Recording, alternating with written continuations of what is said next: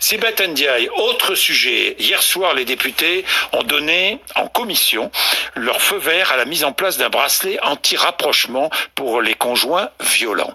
Est-ce que le gouvernement, des amendements vont être déposés dans ce sens, est-ce que le gouvernement va soutenir ces amendements? De toute évidence, c'est une des mesures que nous avons voulu faire émerger du Grenelle des violences conjugales qui a eu lieu au début du mois de septembre. On pense que c'est un moyen qui est important pour permettre aux femmes d'être libérées de l'emprise de leurs compagnons ou de leurs ex-compagnons. Donc nous allons... Aux femmes, seulement. C'est-à-dire que la violence conjugale, il n'y a que des femmes victimes, déjà, le principe d'universalité de la loi là-dedans, on se le met dans l'os, c'est-à-dire que normalement, une loi s'applique à tous, il n'y a pas de discernement. Là, on te fait bien comprendre que c'est pour les femmes, c'est-à-dire que, par exemple, Maxime Gagé aurait pu bénéficier de cette mesure, vous voyez, mais non, c'est un homme. Donc voilà, donc déjà, ça, on a l'habitude maintenant, il n'y a que des femmes victimes apparemment, il n'y a jamais d'hommes. Non, nous, tout va bien pour nous, c'est pour ça qu'on représente 75% des suicides. Mais enfin bref, poursuivons. Développer, vous allez soutenir ces amendements. Bien sûr. Donc nous mettrons en place, vous mettrez en place des bracelets anti-rapprochement pour les conjoints violents. Exactement, et nous souhaitons que ce soit fait rapidement. Alors nous souhaitons que ça soit fait rapidement, bien sûr, ça urge, n'est-ce pas? Et il ne faut surtout pas prendre le temps de la réflexion, c'est comme pour la PMA, pour tout ça, là on voit que les débats à l'Assemblée sont bâclés, qu'on soit pour ou contre la mesure. Je veux dire, tout le monde se rend compte que les débats sont bâclés, il y a même des gens lors du comptage fallacieux de monsieur Richard Ferrand qui ont dit mais écoutez, non, on parle de sujets sérieux, il faut arrêter de rire, là. Voilà, on parle de sujets qui sont très sérieux et vous êtes en train de bâcler les débats. Mais oui, il faut que ce soit fait rapidement. Rapidement, ça urge. Ça, c'est le rapidement du féminisme. Il faut vite en finir avec le patriarcat. Il faut vite en finir. Attention, ça, c'est typique. Le rapidement. Parce que le temps judiciaire, ça leur plaît pas. Ça leur plaît pas. Il faut que ça soit rapidement. Quand ça doit condamner de l'homme, ça doit trancher tout de suite dans le vif.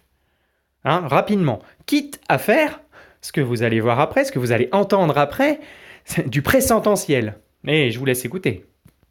Pour que dès le début de l'année prochaine, ces bracelets anti-rapprochement puissent être utilisés par la justice, y compris avant même que le compagnon violent ne soit condamné. Ça, c'est important, c'est ce qu'on appelle... Attends, pardon, je t'ai pas laissé finir. Le présententiel. Voilà, donc le présententiel.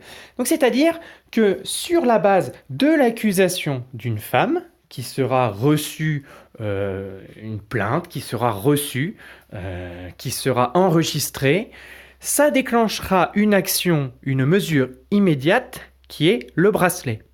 Avant même de vérifier le bien fondé de la preuve, puisque la condamnation, c'est l'aboutissement du bien fondé de la preuve. C'est-à-dire, quelqu'un m'accuse d'avoir fait quelque chose qui est contraire à la loi, charge à cette personne qui m'accuse de le prouver, de le démontrer.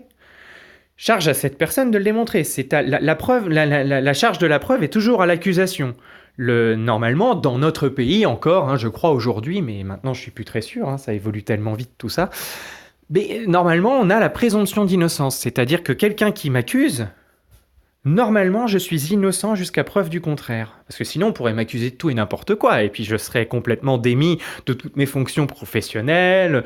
Je serais démis de toute responsabilité dans cette société. Il suffirait, je sais pas, d'une vingtaine d'accusations différentes et je pourrais plus rien faire. Je pourrais plus circuler librement. Je serais en prison, je serais sous traitement camisole chimique, etc. Enfin, on voit un petit peu où on va avec tout ça. C'est-à-dire que la charge, si c'est l'accusation qui fait foi pour donner des mesures aussi forte que celle d'un bracelet anti-rapprochement qui empêche le père en fait de voir ses enfants, parce qu'il ne faut pas oublier que dans ces histoires-là, il y a des enfants. Eh bien, voilà, on arrive à quelque chose de complètement farfelu, inouï, pour une société qui normalement est pleine de bon sens, mais on y est, et ça dérange personne. Donc ça, il faut bien comprendre. Je vais la laisser finir, je crois qu'elle a encore un petit truc à dire. Le fait qu'avant qu'un jugement de culpabilité ne soit rendu, on puisse d'ores et déjà garantir à la femme l'éloignement de son conjoint qui a été... À la femme, on garantit à la femme seulement. Voilà, on garantit tout à la femme, avant même qu'un jugement de culpabilité ne soit rendu, c'est-à-dire avant même qu'on déclare quelqu'un coupable. C'est-à-dire qu'on déclare que l'accusation qui a été portée contre lui est fondée. Voilà, génial, Donc ça, Moi, je vous le dis tout de suite, là, on est le 3 octobre 2019, vous allez, dans les mois et années à venir, rencontrer des histoires où la femme a utilisé cette mesure d'éloignement pour que les enfants pour aliéner les enfants, c'est-à-dire elle éloigne le papa parce qu'en disant qu'il est violent, il a un bracelet, il doit aller ailleurs, il doit se barrer. Du coup, laissant les enfants, parce que c'est lui qui doit se barrer, tout seul.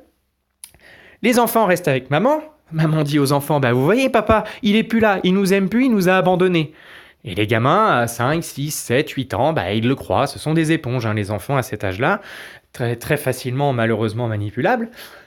Et voilà, et après, s'ensuit un divorce. Et c'est comme ça qu'on prépare le terrain pour un divorce et qu'on gagne la pension, etc.